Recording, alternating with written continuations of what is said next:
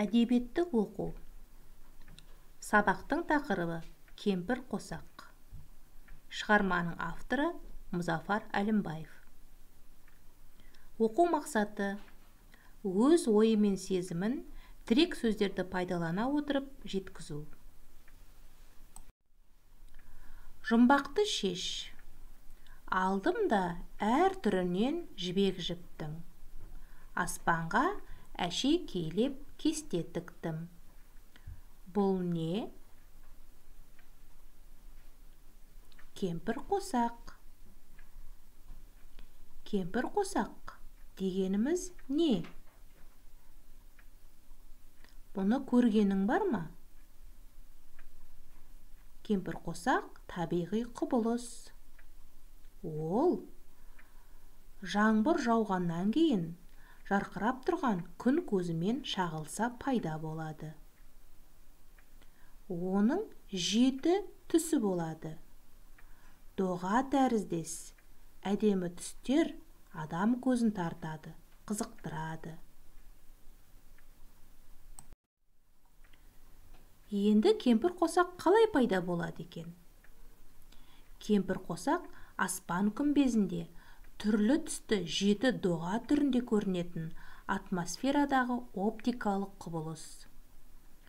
Ол аспанның бір жағында торлаған бұлттан жаңбыр жауып тұрғанда, ал қарсы жағынан жарқырап күн шығып тұрғанда пайда болады. Қызыл, сарғылт, сары, жасыл, көгілдір, көк, күлгін түстер кемпір қосақтың 7 түсі. Сонда кемпір қосақ керемет қызық кезде пайда болады екен. Бір жағынан жарқырап күн шығып тұрады, бір жағынан бұлт келіп жаңбыр жауып тұрады.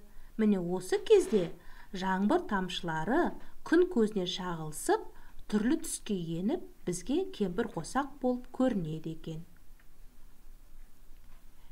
Кемпір қосақ сөзі кем бір қосақ сөз тіркесінен шыққан.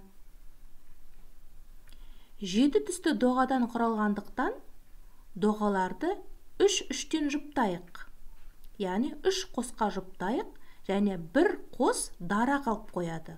Оған қосақ жетпейді. Демек, оның бір қосы кем болады.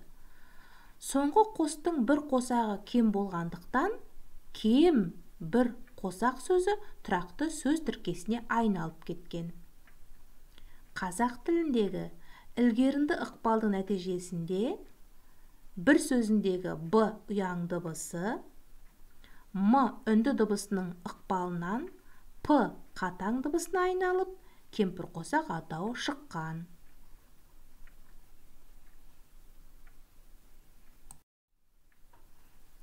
Енді шығармамызды тыңдайық. Кемпір қосақ, Мұзафар Әлімбай аталарының шығармасы. Жаңбыр жауып басылды, аспан шайдай ашылды. Көкте қызыл жасылды, кемпір қосақ асылды.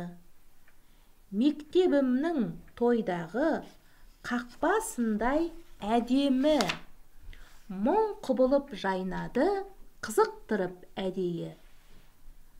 Құлпырғаны қызығақ, 7 түрлі бояумен. Бір кесегін үзіп ап, үйіме әкеп қояр мем. Әттең бойым жетпейді, әттең қолым жетпейді.